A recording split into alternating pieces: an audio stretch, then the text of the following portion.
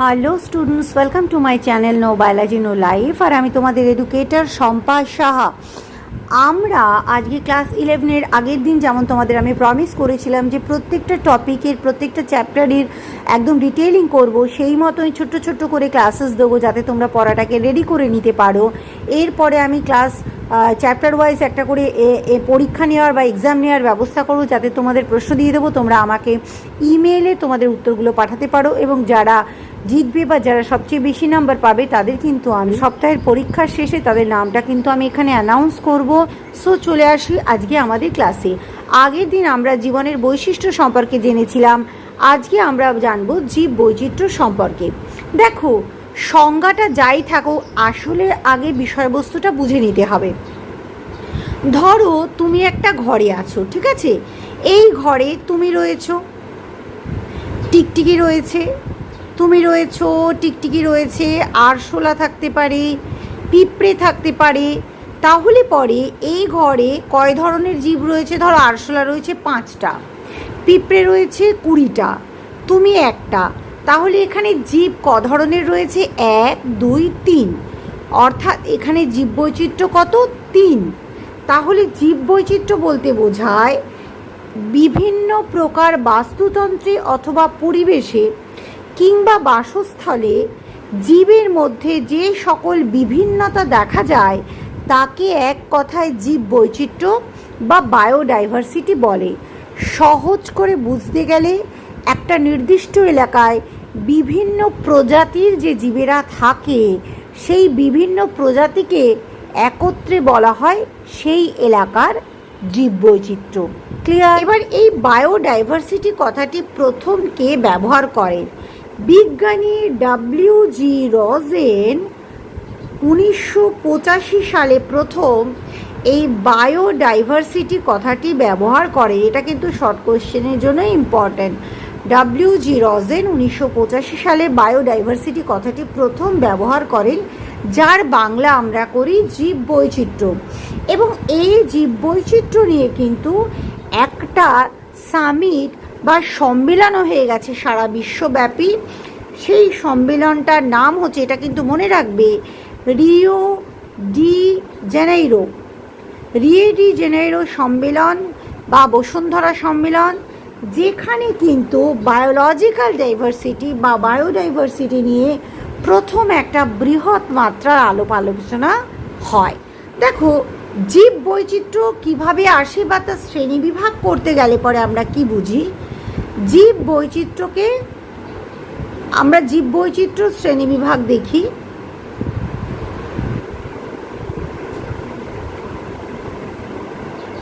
জীব বৈচিত্র্যকে 3টি ভাগে ভাগ করা হয়েছে। একটা হচ্ছে জিনগত বৈচিত্র্য,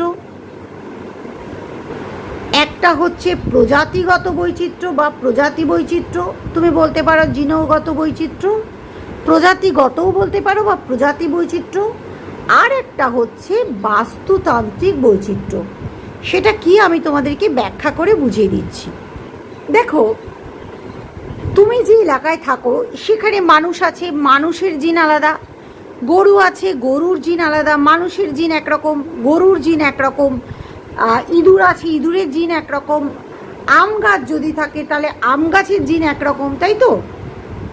তাহলে একটা নির্দিষ্ট এলাকায় বিভিন্ন প্রজাতির জীবের যে ভিন্ন ভিন্ন জিন, এই ভিন্ন ভিন্ন জিনকে বলা হয় ওই এলাকার জিনগত বৈচিত্র্য। অর্থাৎ কোনো একটি নির্দিষ্ট প্রজাতির মধ্যে জিনের যে সকল পরিবর্তন তাকে বলে জিনগত বৈচিত্র্য। মানেটা কি?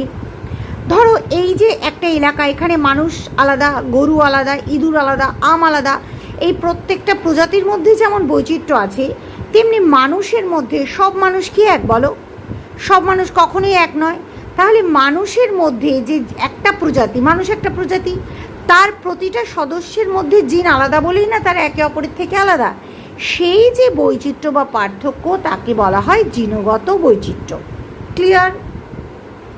আবার দেখো, কোনো একটি নির্দিষ্ট অঞ্চলে, যেটা আমরা বললাম যে বিভিন্ন বিভিন্ন প্রজাতি থাকে, আম জাম কাঁঠাল বাগানে গাছও থাকে, ফুলের গাছও থাকে, আবার মানুষ, ইঁদুর, কুকুর, হনুমান সবাই থাকে। তাহলে একটি নির্দিষ্ট এলাকায় যে ভিন্ন ভিন্ন প্রজাতি থাকে তাদেরকে একত্রে বলা হয় কি প্রজাতি বৈচিত্র্য। আর লাস্ট হচ্ছে বাট নট দ্য লিস্ট বাস্তুতান্ত্রিক বৈচিত্র্য। ধরো তুমি একটা নির্দিষ্ট এলাকা দেখো, সেই এলাকায় সব রকম কি সমান? কোনো জায়গাটাতে দেখবে মাঠ, সেখানে যে ধরনের পোকা মাকড় গাছপালা পাওয়া যাবে মাঠে, তার পাশেই রয়েছে একটা পাকা বাড়ি। সেই পাকা বাড়িতে কি একই রকম প্রজাতি পাওয়া যাবে? না, পাকা বাড়িতে ভিন্ন ভিন্ন প্রজাতি পাওয়া যাবে। আবার দেখবে জলাশয়, তাহলে জলাশয়ে আবার অন্যান্য প্রাণী বা অন্যান্য উদ্ভিদ দেখা যাবে। তাহলে কি একটা বিস্তীর্ণ অঞ্চলে বিভিন্ন বাস্তুতন্ত্রের যে প্রকারভেদ, কোথাও জলাশয়, কোথাও পাকা বাড়ি, কোথাও মাঠ, অর্থাৎ বাস্তুতন্ত্রের যে পার্থক্য তাকে বলা হয় বাস্তুতান্ত্রিক বৈচিত্র্য। সহজ কথা, জিনের মধ্যে যে পার্থক্য বা বৈচিত্র্য তাকে বলে জিনগত বৈচিত্র্য, প্রজাতির মধ্যে যে পার্থক্য বা ভ্যারিয়েশন প্রজাতিগত বৈচিত্র্য, আর একটা বিস্তীর্ণ এলাকায় বাস্তুতন্ত্রের মধ্যে যে পার্থক্য তাকে বলে বাস্তুতান্ত্রিক বৈচিত্র্য। গাইস, এবার এই বাস্তুতান্ত্রিক বৈচিত্র্যকে কিন্তু আবার তিনটে ভাগে ভাগ করা হয়েছে: আলফা বৈচিত্র্য, বিটা বৈচিত্র্য আর গামা বৈচিত্র্য। ঠিক আছে, তাহলে কি কি জানলাম? আলফা, বিটা আর গামা বৈচিত্র্য, তাই তো? দেখো, তুমি একটা ছোট্ট পুকুর দেখেছো, বা তোমার যে এলাকা, ধরো তোমার একটা গ্রামে বাড়ি, এটা তোমার গ্রাম। তাহলে এই গ্রামে বিভিন্ন রকম প্রাণী আছে, বিভিন্ন রকম উদ্ভিদ আছে। তাহলে একটি নির্দিষ্ট এলাকায় যে ভিন্ন ধরো দেখা গেল 10 রকম প্রাণী আছে আর 10 রকম উদ্ভিদ আছে, তাহলে এই সমগ্র গ্রামটাতে জীববৈচিত্র্য কত? 10 আর 10 হলো 20। তাহলে একটা নির্দিষ্ট এলাকায় যত জীব আছে তাদের নিয়ে আমরা যখন আলোচনা করছি তখন তাকে আমরা বলছি আলফা বৈচিত্র্য। তাহলে কি একটি অঞ্চলের বিভিন্ন জীবগোষ্ঠীর মধ্যে, এই একটা নির্দিষ্ট অঞ্চল, বিভিন্ন জীবগোষ্ঠীর মধ্যে যে আলাপ আলোচনা করছি বা বিভিন্ন যে জীবগোষ্ঠী আছে তাদেরকে একত্রে বলা হচ্ছে আলফা। অর্থাৎ একটা নির্দিষ্ট এলাকার ভিন্ন ভিন্ন জীবের বৈচিত্র্যকে একত্রে বলে আলফা। এবার ধরো এখানে একটা আলফা বৈচিত্র্য, এবার তোমার পাশের গ্রাম, সেই পাশের গ্রামেও তো বিভিন্ন রকম উদ্ভিদ আছে, বিভিন্ন রকম প্রাণী আছে, যা এই দুটোর মধ্যে মিল থাকতে পারে, নাও থাকতে পারে। তাহলে এটা একটা আলফা বৈচিত্র্য, আর পাশের গ্রামেরও বৈচিত্র্য হচ্ছে একটা আলফা বৈচিত্র্য। এই দুটোর মধ্যে যখন আমি বৈচিত্র্যকে আলোচনা করব, অর্থাৎ পাশাপাশি দুটো আলফা বৈচিত্র্যের মধ্যে আলোচনা হচ্ছে একটা বিটা বৈচিত্র্য। অর্থাৎ এটা একটা আলফা, এটা একটা আলফা, এই দুটোকে আমি একসাথে যখন আলোচনা করছি তখন এটাকে আমরা বলছি বিটা বৈচিত্র্য। হলো?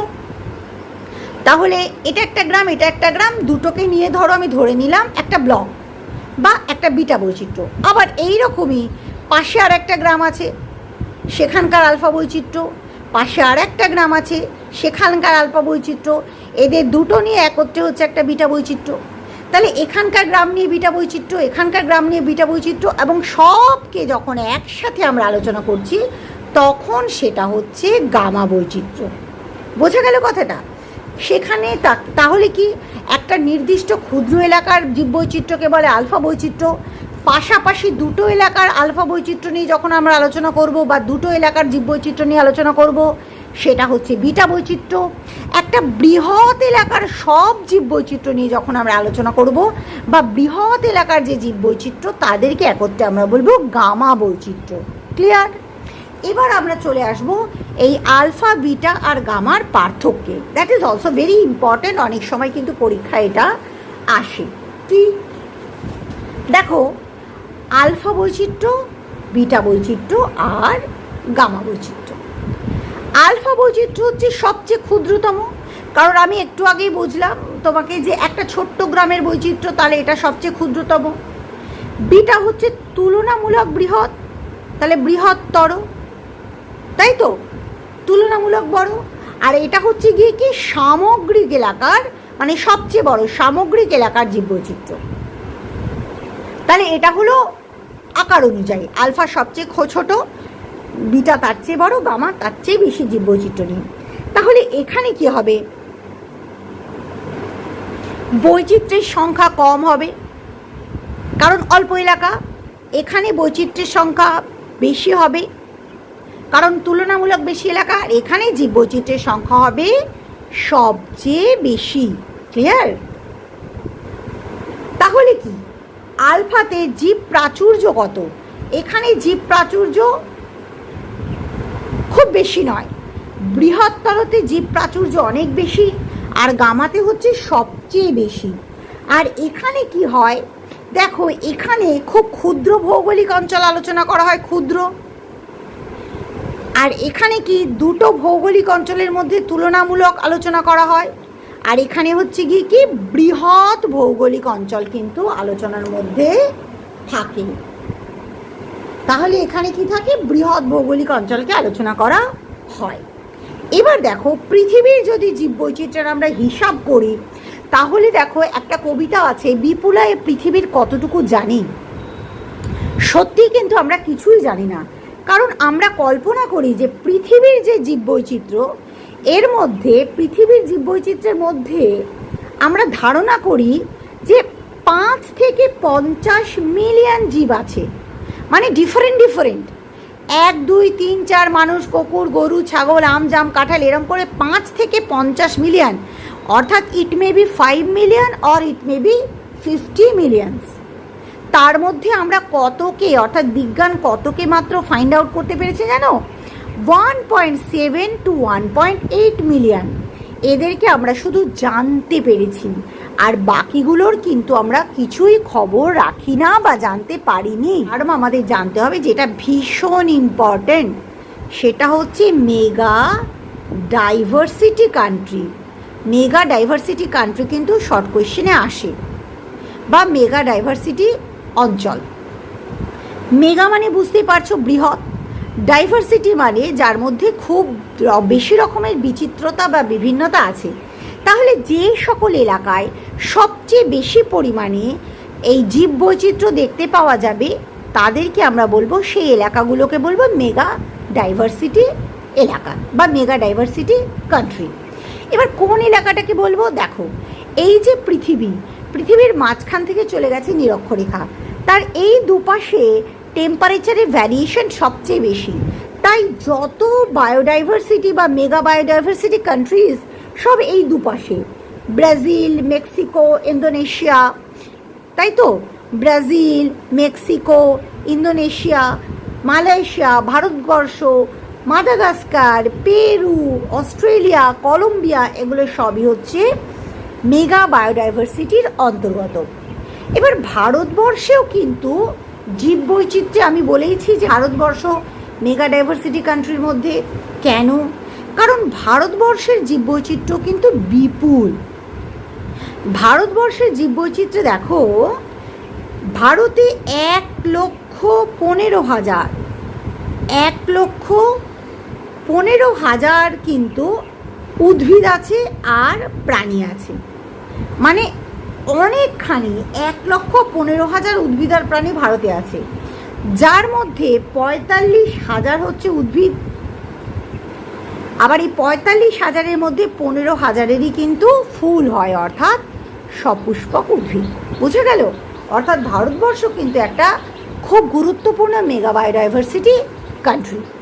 এর পরের দিন আমরা জীববৈচিত্র্যের গুরুত্ব আর জীববৈচিত্র্যের সংরক্ষণ সম্পর্কে জানব, এবং জীববৈচিত্র্যের অবলুপ্তি সম্পর্কে জানব। তোমরা কিন্তু সবসময় প্রত্যেকটা ক্লাস ফলো করবে, তাহলে কিন্তু তোমাদের আর প্রাইভেট টিউটর নিতে হবে না। So guys, keep learning, happy learning, have a nice day.